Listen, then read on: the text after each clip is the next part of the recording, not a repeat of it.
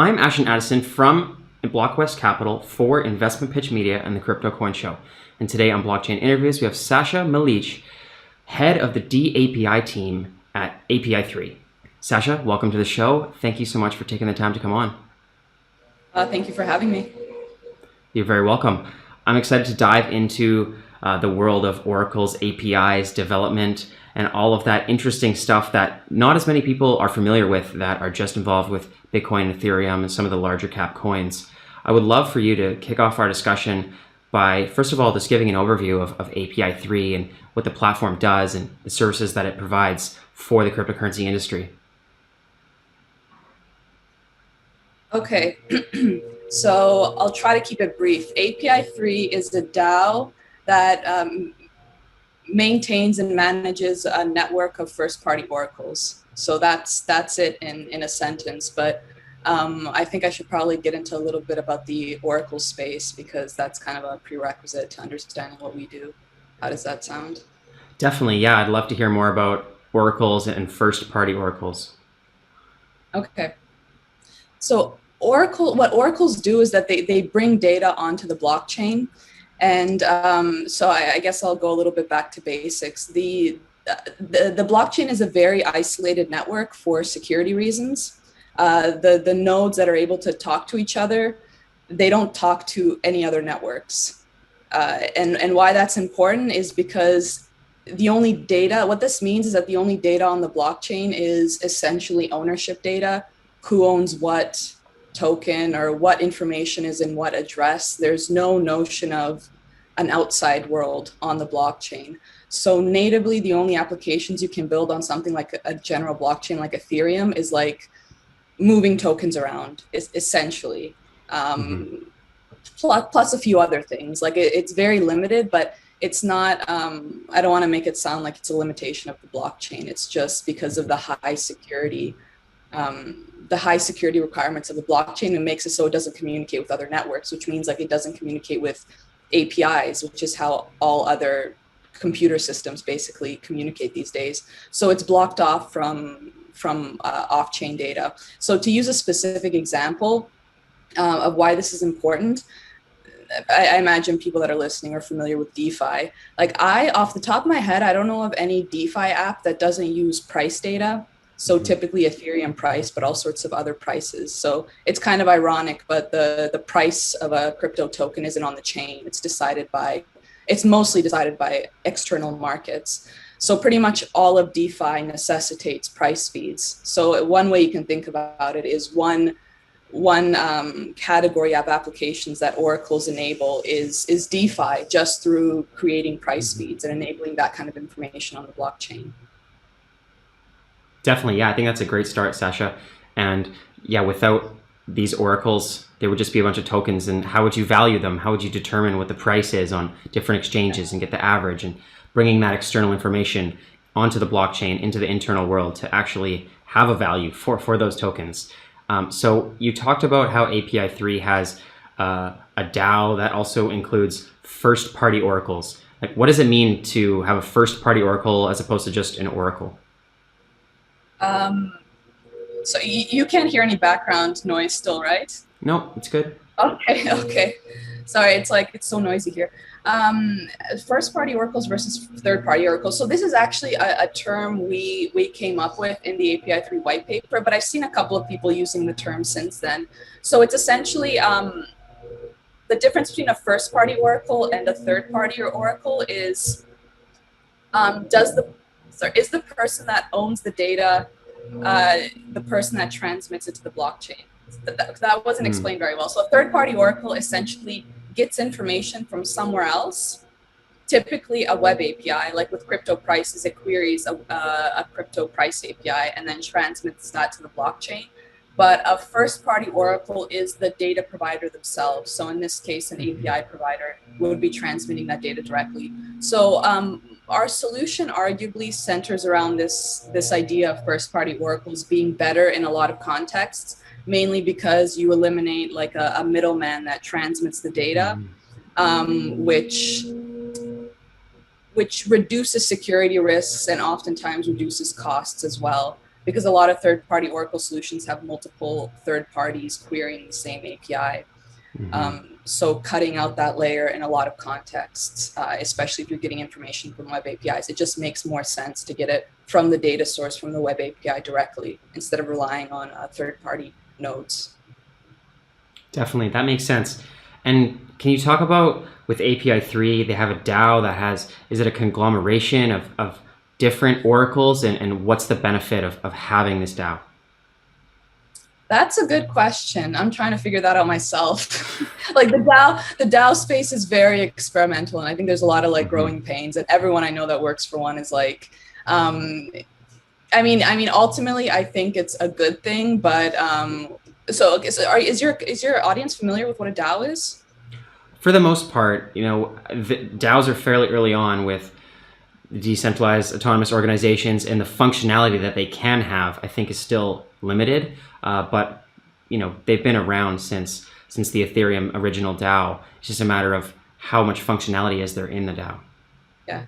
So I think with a DAO, it turns into kind of this organism that's going to move in ways and evolve in ways that you might not exactly predict, like compared to like a traditional corporation. So a lot of what I can say about the project and where it's headed is kind of up to the future. But one of the main reasons we have a DAO is to create, arguably, I mean, nothing's purely decentralized, but arguably it's a more decentralized product when the decision-making is made in a decentralized way. It's not sufficient that just the protocol is quote unquote decentralized. It's who's making the decisions in terms of changes and what gets deployed. So I think that's the general idea. But one thing I've noticed that's a huge benefit to us in the community is that it really enforces transparency. Like anytime money moves out of the treasury, it has to be done through a proposal and done through a vote. So you can see who's working for the DAO, what they're doing, what they're paid, where money is going, what kind of decision, all the decision making for the most part is transparent. And I think that's really important when it comes to data, which I think is going to become more and more of a big topic. I mean, it is in the kind of off-chain world with regards to like quote unquote fake news and whatnot, and which data is reliable and which one isn't. I think it's really important to be really explicit about where the information is coming from. So that's part of our solution is, you know, having first-party oracles. It's like by default, you know where the information is coming from versus a third party. But there's also the transparency of the creation and maintenance of the network through the DAO. So it's like you really know where the data is coming from and how the decisions were made with what is done with that data. That was a bit rambly. But I hope something there made sense. Yeah, no, that makes sense, Sasha. And I'm curious about, you know, just to go back to this first-party oracles versus third-party. You know, with a first-party oracle, and they're actually providing the external information as well.